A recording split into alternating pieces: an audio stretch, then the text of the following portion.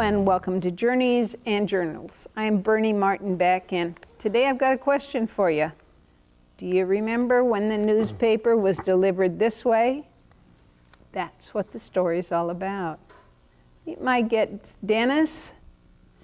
Your last name is? Roller. Dennis Roller. What do you have to do with newspapers? Well, I'm the editor of the Daily Courier, and we're celebrating our 125th anniversary this year. That's history. I wish we could pull up first edition here, but now this is pretty close. This is a reprint of what?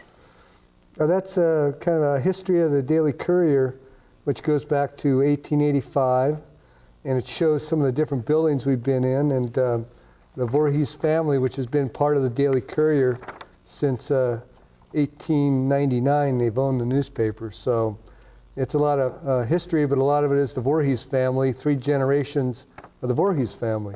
Starting with? With Amos, or the boss as they called him. Even his family called him the boss. And Earl, and today we have John. Now, I have to ask you, are you related to the Voorhees over in Medford? No, I don't think they're related, even though it's spelled the same way. It surprises me. Fancy, fancy house that we should all go tour. Oh, yeah.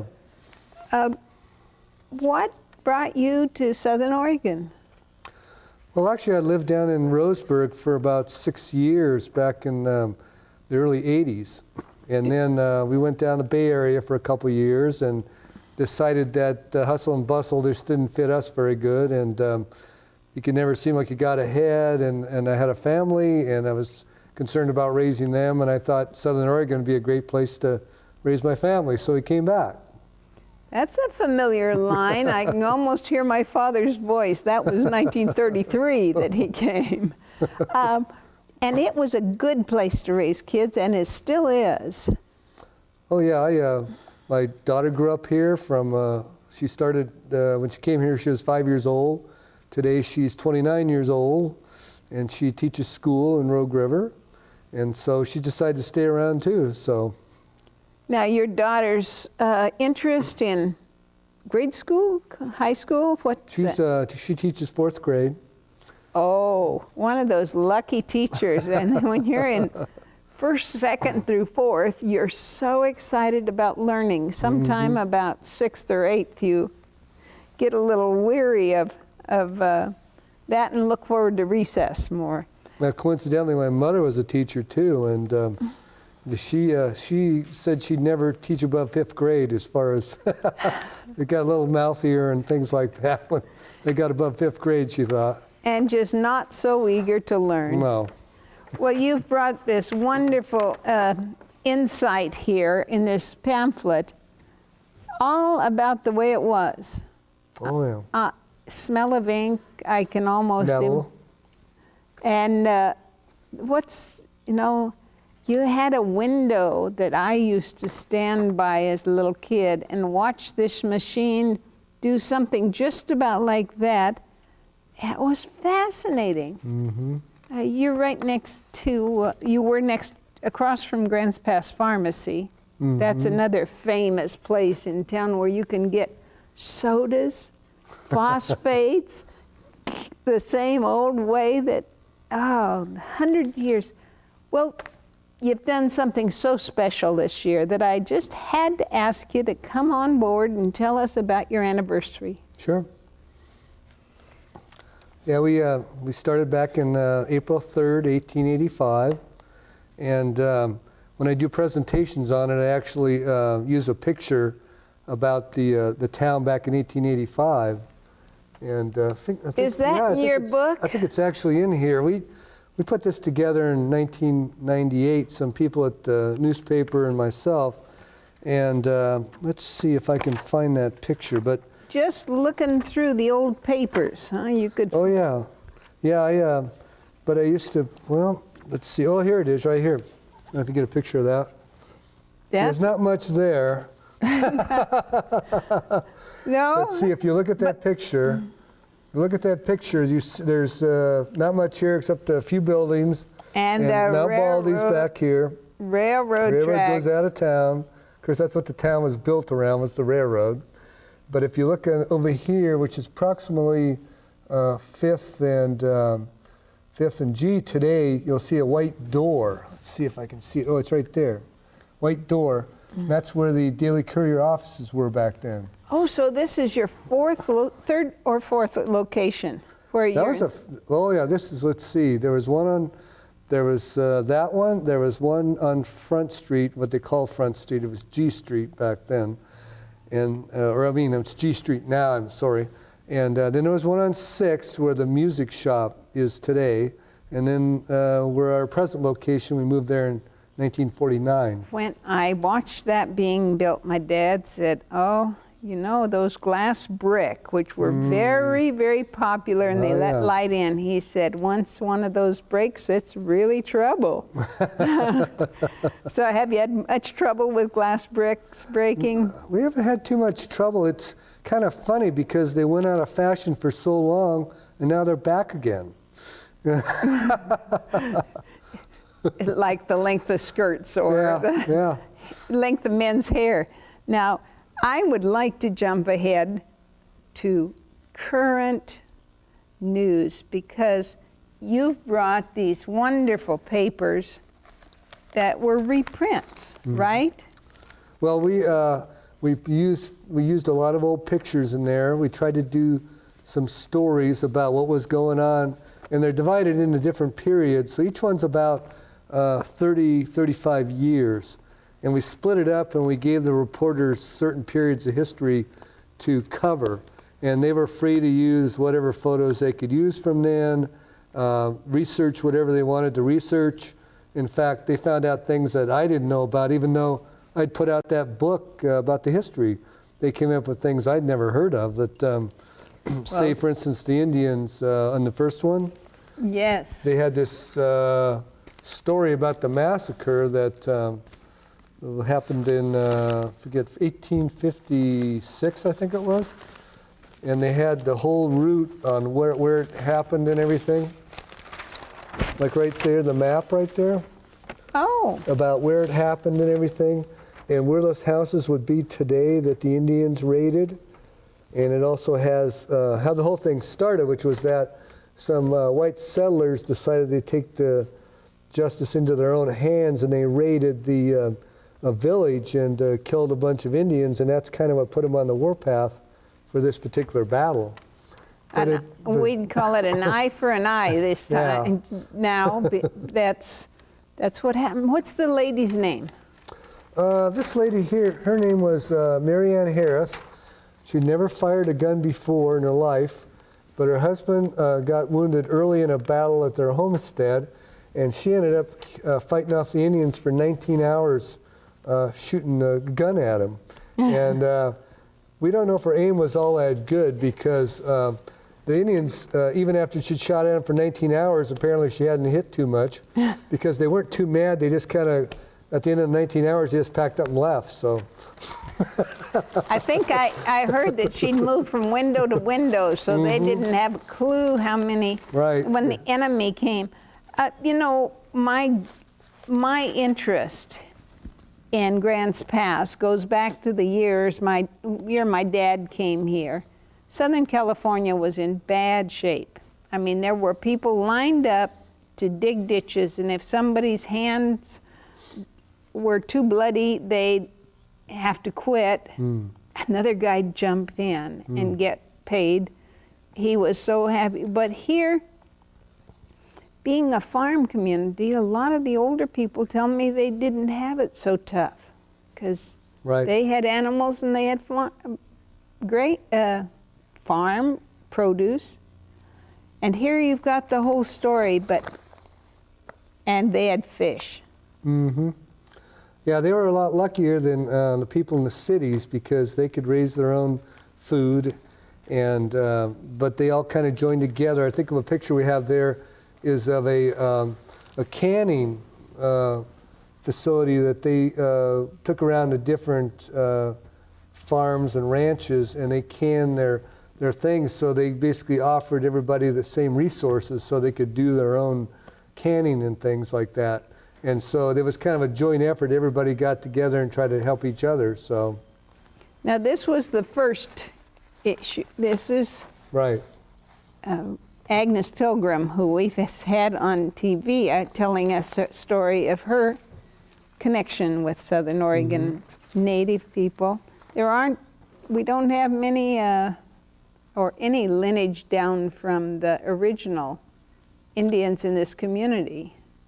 No, they took all the Indians down here after the Rogue Indian Wars of the mid or 1850s, and they shipped them to Siletz, and they mixed with a bunch of other tribes up there. And so trying to differentiate who was really in the lineage is really difficult to figure out. And even the Umpqua Indians are the same way. I remember when they were starting their casino and they got their reservation, they were trying to figure out who was, had enough blood to be described as a Cow Creek Indian, and because it was all mixed up in Siletz. So. And it was a hard trip to get to Siletz. It was really tough on most everyone, and a lot didn't survive. Now to, I guess you'd say, worse times. War, war, and war. Yep, there was quite a bit of activity here. They had blackouts. A lot of young men went into the service, didn't finish high school. I remember some of the older classes talking about how many of their classmates went off to war and some of them didn't come back. It was pretty sad times for everybody. And it was scary. I was a little kid, and everything blacked out, and the grocery store cupboards would be empty in certain areas, and then you'd go and stand in line when the new supply came in. You might get one of this and two of that. We never went hungry, but you didn't always get. I remember wishing for pineapple, marshmallow, and oranges in the same day so we could have that nummy salad Mother used to make. They never seemed to all get to town. What about this guy? He is a character. That's one of the Ford brothers who used to log, and the logging naturally took a big hit here as they've cut back and cut back and cut back. There was a proud industry for a long time. I remember I grew up in Oregon too, and I still remember wigwam burners and things like that. And log trucks. Lots of log trucks, yep. Where were you a kid? I was a kid in Albany, Oregon. That's where I grew up. Better Life TV is moving that way. We will soon have a television station in Portland. Wow. Already some out at the coast. Very exciting. Because would you trade if you could be born anyplace else? I mean. No, I ended up back in Oregon. I mean, I was in New York, I was in Pennsylvania, Nevada, California, and I still ended up back in Oregon. So those suitcases got a good workout. Well, actually, my wife told me when my daughter was going to go in school, she was an Army brat, my wife was. She informed me that she was going to have her kid hauled around the country like she'd been hauled around the world. So I kind of got the word on that one. So. Now we've looked at old newsprint, but why did you bring this for Better Life TV?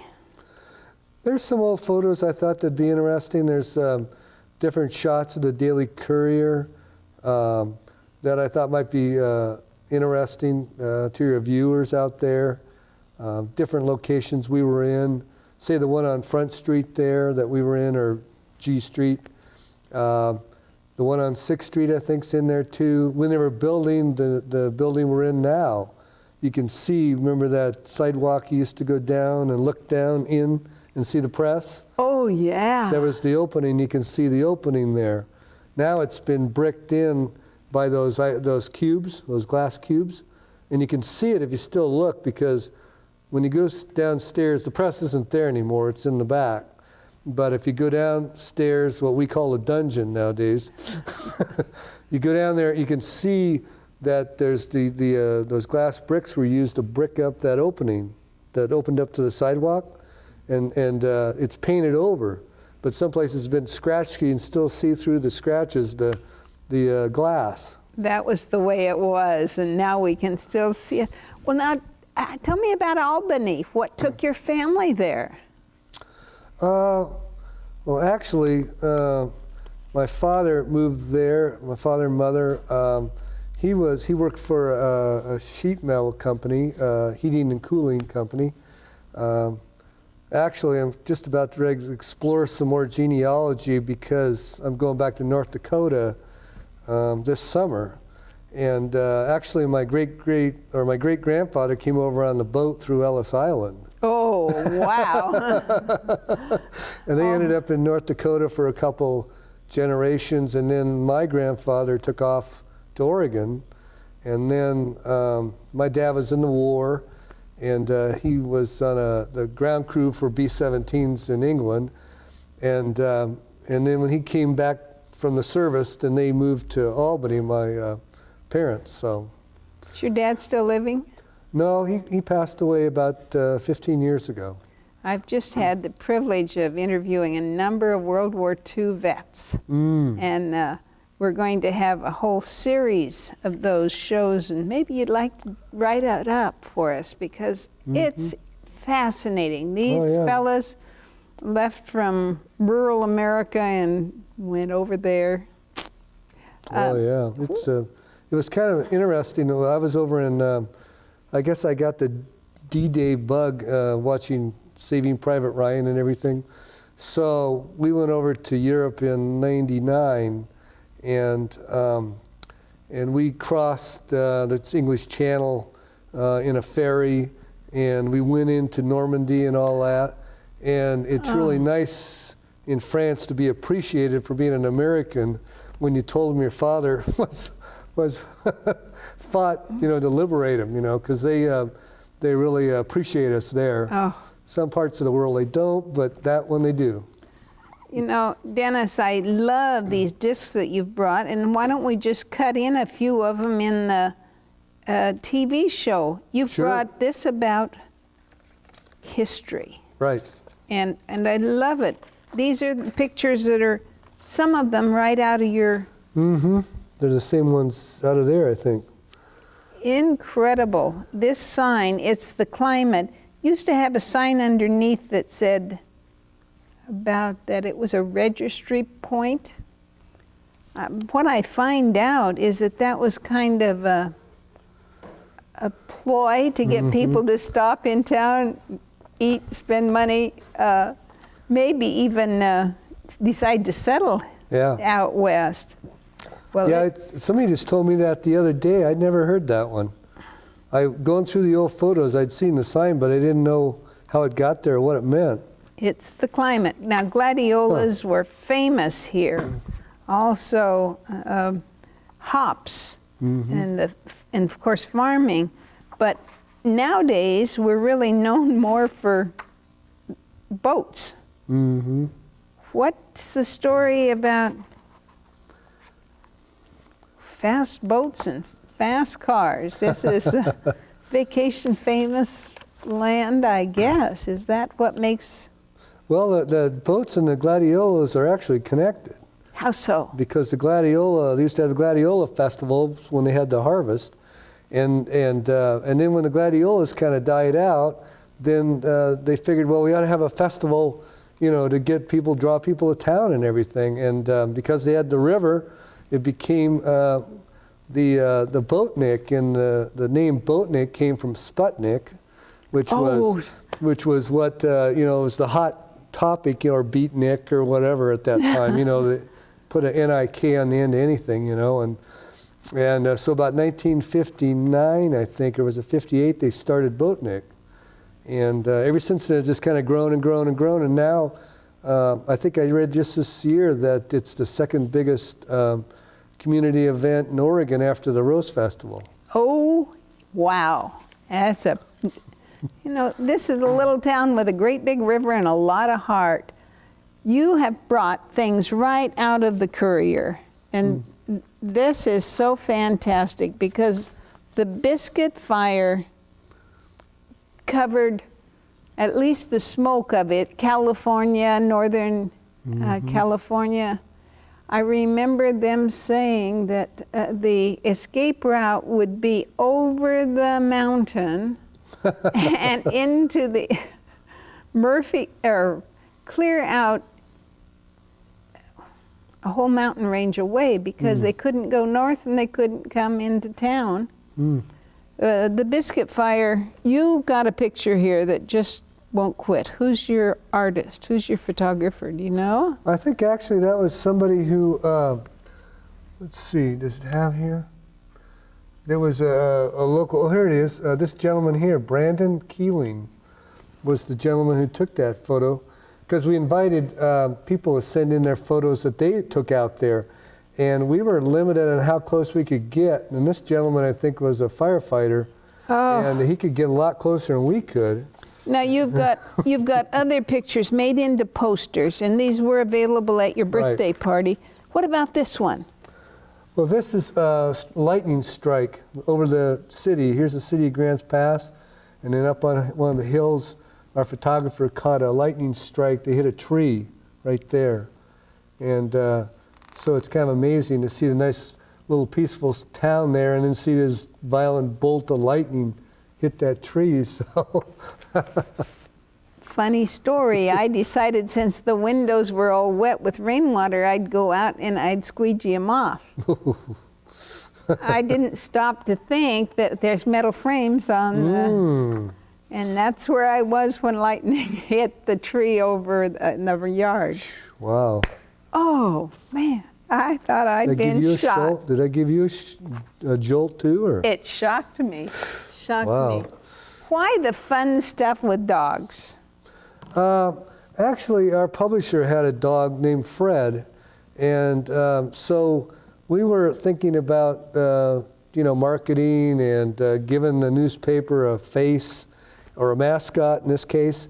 And Fred was kind of a nice, friendly old little beagle, and we decided, well, Fred could be our mascot. So we started doing Fred things like that, and we even have a suit with Fred wandering around sometimes at events. And he used to go to garage sales, and I'm not sure if he gets out as much as he used to, but he used to go to garage sales, and we used to do ads on garage sales with Fred, have his arm around the people having the garage sales and things. And why not? Why not? Fred is a friendly sort of fella. Right. And he was out there for the welcoming us to this open house. Mm-hmm. How many people came out for this 125th anniversary? Mm-hmm. We figure around 250, which Now, was pretty good. It was kind of a rainy night and everything.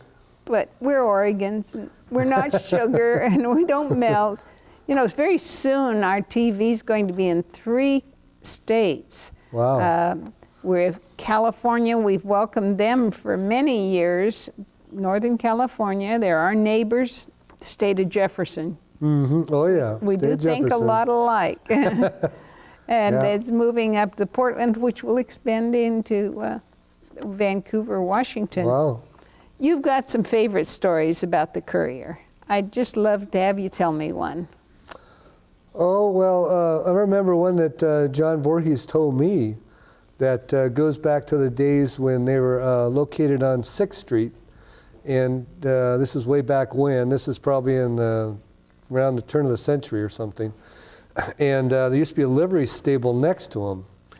And once in a while, the horses would get out of the livery stable, and they'd go running around the streets of the town. And they'd have to recruit some of the local townspeople to herd them back into the livery stable.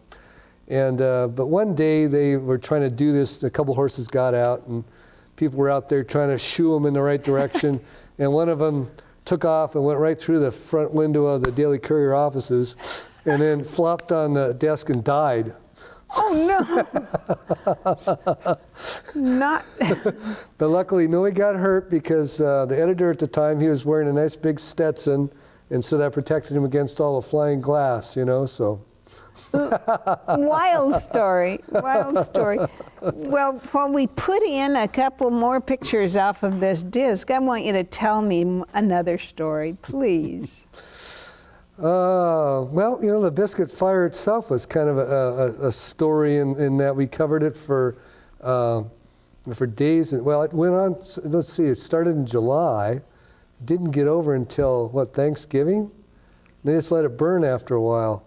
And so we had people out there all the time. They were out there, and they had to wear the certain clothing and everything to go out there. And so we pretty much mobilized our whole forces to spread them out for that whole week to cover the fire. And all of us that were here then can remember the big columns of smoke that used to be up in the sky. There was also the 87 fires. Do you remember the 87 fires? It burned about 140,000 acres in Josephine County. There was a series of them, and they were even scarier because they were closer to town. Some of them were. I remember I just moved to town, and I looked outside my house, went outside one night, and I looked up on the hill. It was Baldy. I think it was Baldy, looking over Baldy. And you could see the glow of the fire from the backside of the mountain. Well, like a halo or something. Well, I know Merlin, where I live, was really had its early fire too, and they could watch it from Sexton up on I-5 now. Wow. They could see it moving across the valley towards, fire is a scary thing. It is powerful. Yeah, and it's played a big history in or played a part in our history. The downtown Grants Pass burned down twice, and that's why they mandated they build everything with brick after that. So that's why we got all the brick downtown. So I invite all you folks to come and see Grants Pass and those gorgeous brick buildings.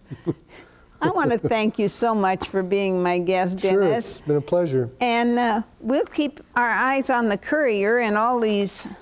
I'll tell you, this logger was my guest on TV, as was his brother. Oh, yeah. And there's still one more brother that hasn't been on, but they've got fantastic stories about up in Douglas County where they